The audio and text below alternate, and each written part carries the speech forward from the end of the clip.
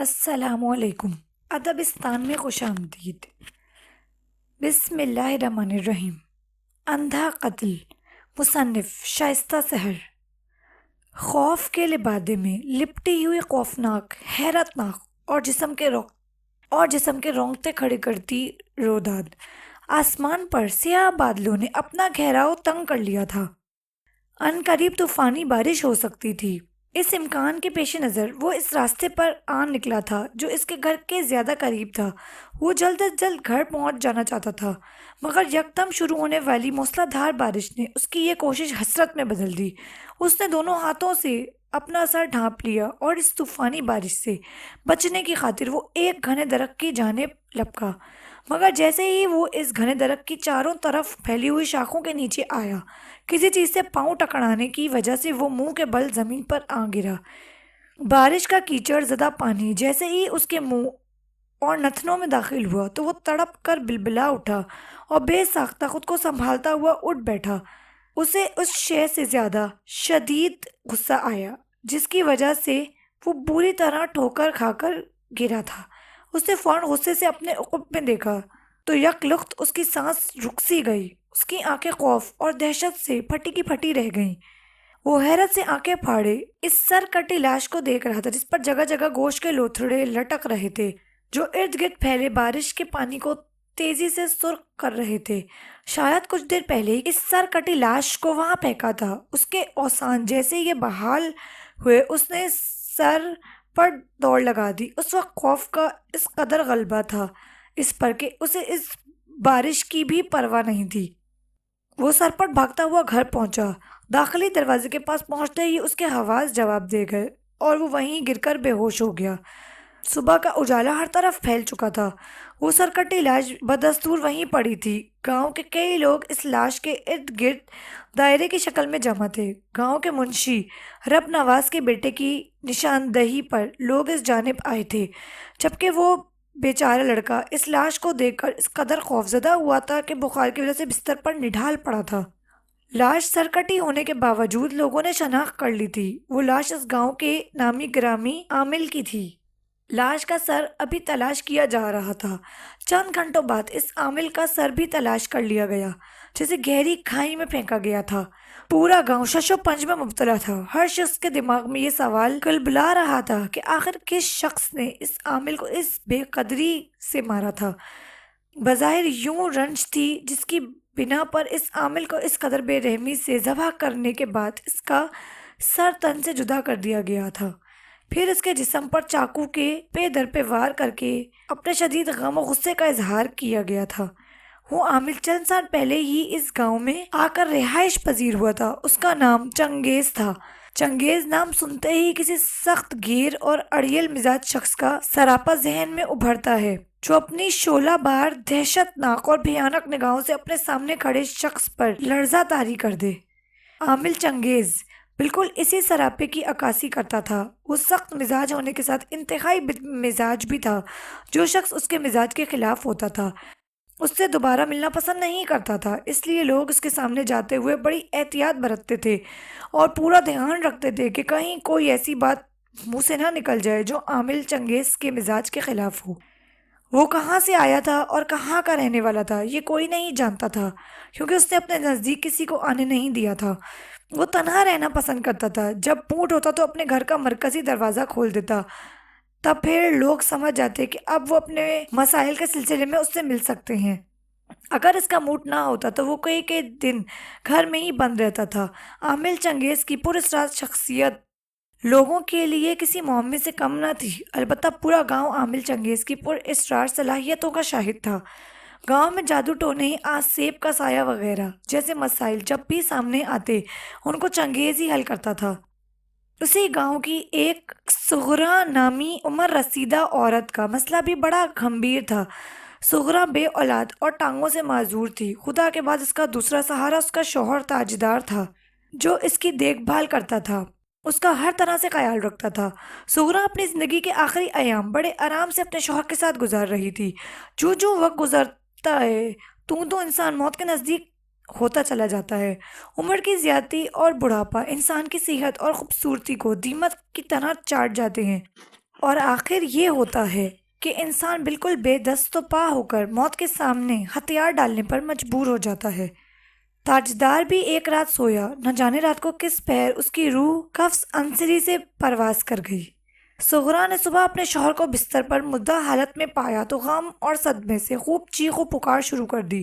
شوہر کے علاوہ کوئی اس کا قریبی رشتہ دار بھی نہیں تھا سوائے اپنے شوہر کی چچا اور بہن زرینہ کے، جو برسوں سے اس دن کا انتظار کر رہی تھی۔ تاجدار کی موت کے بعد اس کی دلی حسرت تھی کہ سغرا کا وجود بھی اس دنیا سے اٹھ جائے اور پھر وہ ان دونوں میاں بیوی کے مکان اور زمینوں پر اپنا قبضہ جما سکیں۔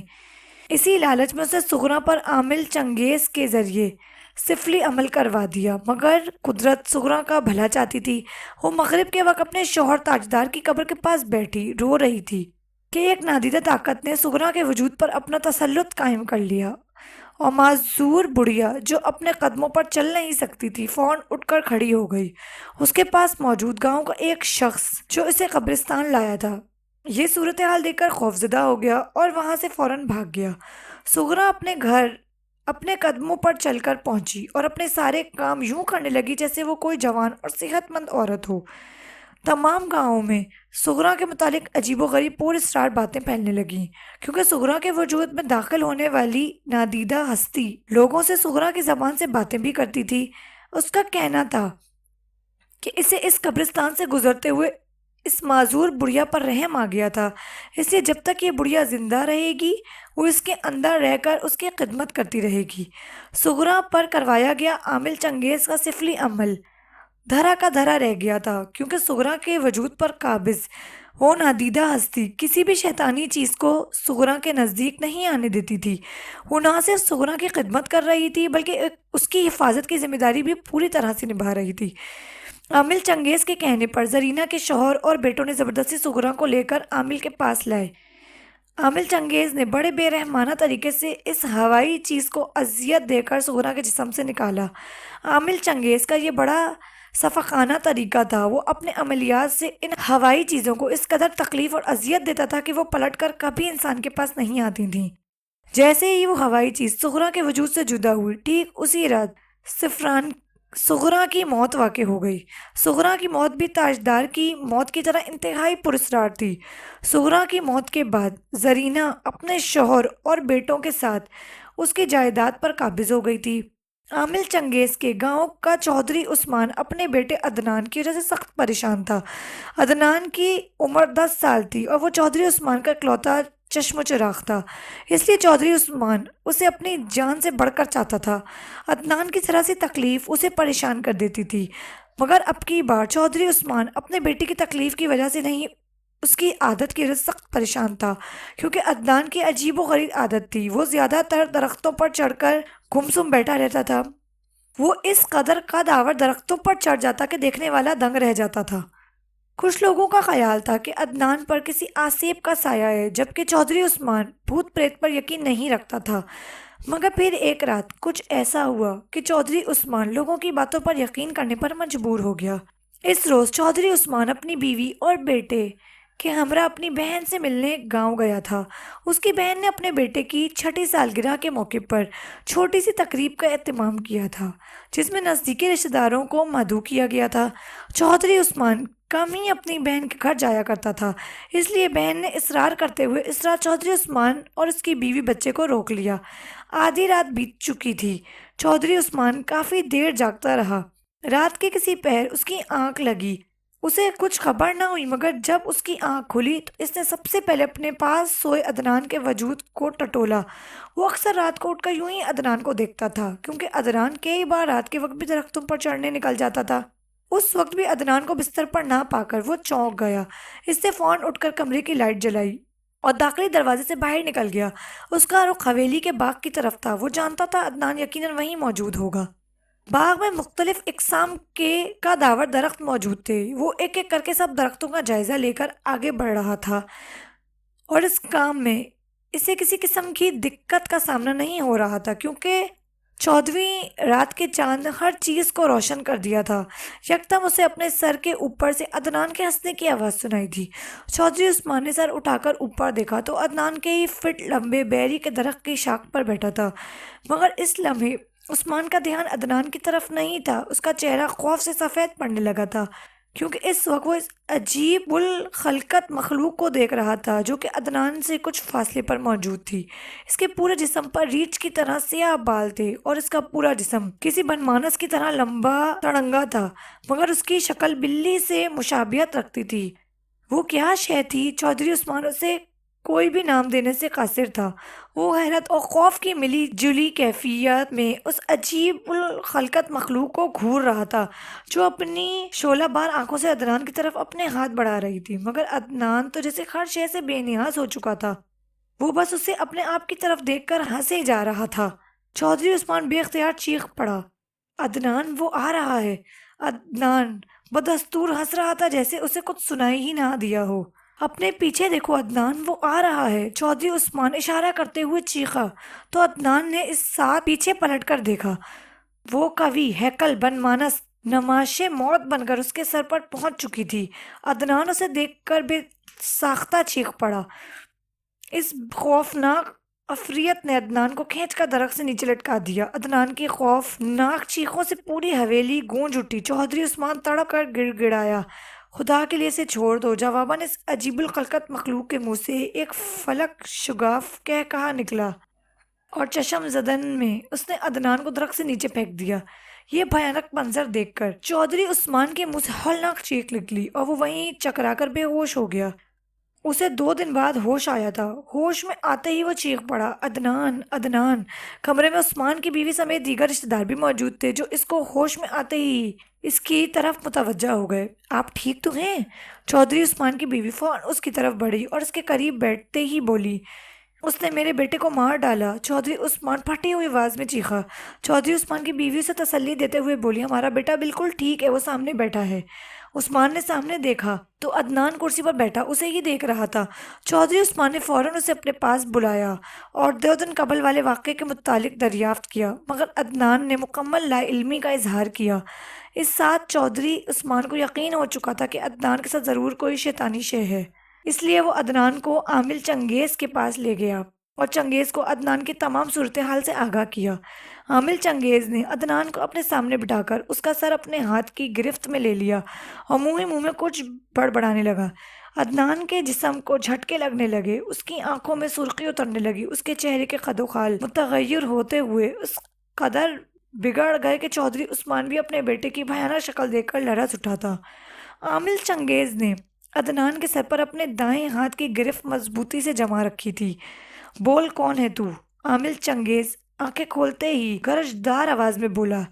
جواباً عدنان کے منہ سے چنگھاڑتی ہوئی آواز سنائی دی، چنگیز تو نہیں جانتا میں کون ہوں؟ بہتر ہوگا کہ میرے راستے میں مت آؤ، ورنہ نتیجے کا ذمہ دار تو خود ہوگا۔ اس کا مطلب ہے تو شرافت سے دفع نہیں ہوگا۔ عامل چنگیز غراتے ہوئے بولا۔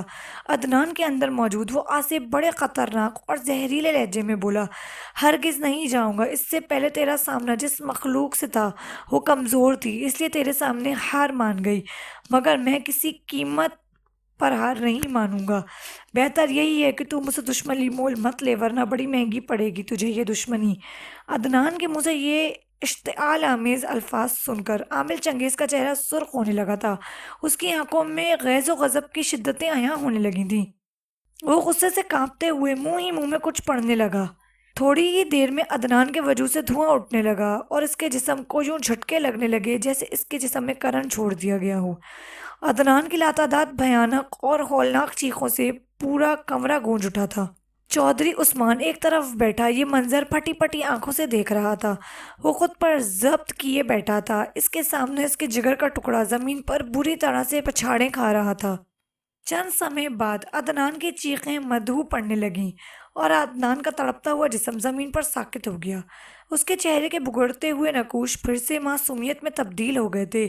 عامل چنگیز نے بڑے فاتحانہ انداز سے عدنان کی ساکت وجود کو دیکھا اور آہستہ آہستہ چلتا ہوا عدنان کے قریب آ کھڑا ہوا، پھر حقارت سے بولا، تیرا سا غرور تمہیں نہیں کر دیا، میں نے آخر ہار تیری ہی ہونی دی۔ ابھی یہ الفاظ عامل چنگیز کے منہ سے ادا ہی ہوئے تھے کہ یکلخت عدنان کے چہرے کے خد و خال پھر سے بگڑ گئے اور اس نے پٹ سے آنکھیں کھول دیں اور اپنی سرخ سرخ آنکھوں سے عامل چنگیز کی طرف دیکھ کا تمسخر سے بولا، ہرگز نہیں، میں ہار ماننے والوں میں سے نہیں ہوں چنگیز۔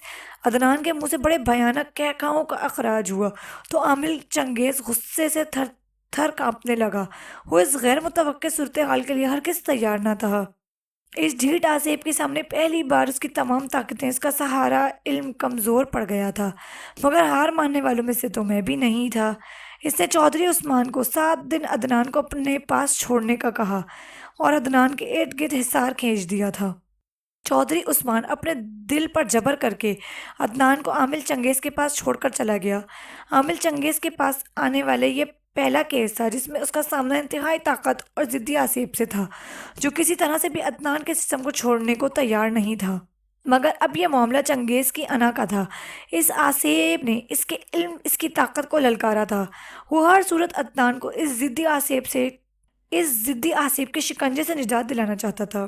اس ضدی آسیب کو بھگانے کے لیے اس نے مسلسل 7 راتوں کا عمل کیا، تب جا کر عامل چنگیز کا عمل اس آسیب کی طاقت پر بھاری پڑ گیا اور اس آسیب کو مجبور ہو کر عدنان کا جسم چھوڑنا پڑا۔ مگر اس نے جاتے جاتے چیخ چیخ کر کہا تھا، تم بے شک مجھے اپنے موکلات کے ذریعے کہیں دور پھینکوا دو، مگر یاد رکھنا میں اپنا بدلہ لینے ضرور آؤں گا اور بہت جلد واپس آؤں گا۔ بظاہر اس کے لہجے میں بے بسی تھی، مگر اس کا ہر لفظ نفرت میں بجھا تھا۔ عامل چنگیز حقارت سے بولا، تو واپس آیا بھی تو کبھی اس بچے کے نزدیک بھی نہیں آ پائے گا، کیونکہ عامل چنگیز نے اس شیطانی آسیب کے جاتے ہی ایک تعویذ عدنان کے گلے میں ڈال دیا تھا، جس کی وجہ سے وہ آسیب عدنان کے پاس کبھی بھی نہیں آ سکتا تھا۔ اس آسیب کے جاتے ہی عدنان بالکل نارمل ہو گیا۔ درختوں پر چڑھ کر بیٹھنے کی اس کی عادت بھی ختم ہو چکی تھی۔ اس قسم کے کئی واقعات سے عامل چنگیز کی زندگی بھری ہوئی تھی۔ اس نے اپنی زندگی میں کئی لوگوں کی زندگی سنواری تھی اور کئی لوگوں کی برباد بھی کی تھی۔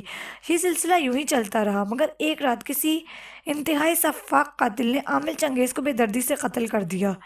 عامل چنگیز کے قتل کی تفتیش کافی عرصے جاری رہی، مگر قاتل کا کوئی سراغ نہ مل سکا۔ آخر کار قتل کو اندھا قتل قرار دے کر کیس کی فائل بند کر دی گئی۔ تقریباً 10 سال اس واقعے کو بیت گئے۔ لوگ اتنے عرصے میں عامل کو بھول گئے تھے۔ 10 سال بعد ڈاکوؤں کا ایک گروہ ڈکیتی کی واردات کے دوران پکڑا گیا۔ دوران تفتیش اس گروہ نے اپنے تمام جرائم کا اعتراف کیا اور یہ بھی بتایا کہ عامل چنگیز کے قتل میں بھی ان کا ہاتھ ہے۔ اسی گروہ کے سردار نصیر نامی ڈاکو نے بتایا کہ اس نے اور اس کے 3 ساتھیوں نے عامل چنگیز کے گھر ڈکیتی کی تھی۔ بقول اس کے، عامل چنگیز نے بنا کسی مزاحمت کے اپنی تمام جمع پونجی ہمارے حوالے کر دی تھی، مگر پھر نہ جانے ایسا کیا ہوا، یوں محسوس ہوا جیسے کوئی ہوا کا جھونکا میرے اندر حلول کر گیا اور پھر کوئی میرے اندر چیخ چیخ کر کہنے لگا، اس شخص کو ذبح کر دو۔ میرے حواس معطل ہونے لگے تھے۔ میں نے کسی معمول کی طرح اس کے احکامات پر عمل کرتے ہوئے عامل چنگیز کو سفاکی سے موت کے گھاٹ اتار دیا اور اس کا سر کاٹ کر گہری کھائی میں پھینک دیا۔ اس ڈاکو کے بیان سے کئی لوگوں کو یقین ہو گیا تھا کہ عامل چنگیز کی بہیمانہ موت کا باعث ضرور کوئی آسیب ہی تھا جس نے ایک انسان کے ذریعے عامل چنگیز سے بدلہ لیا تھا۔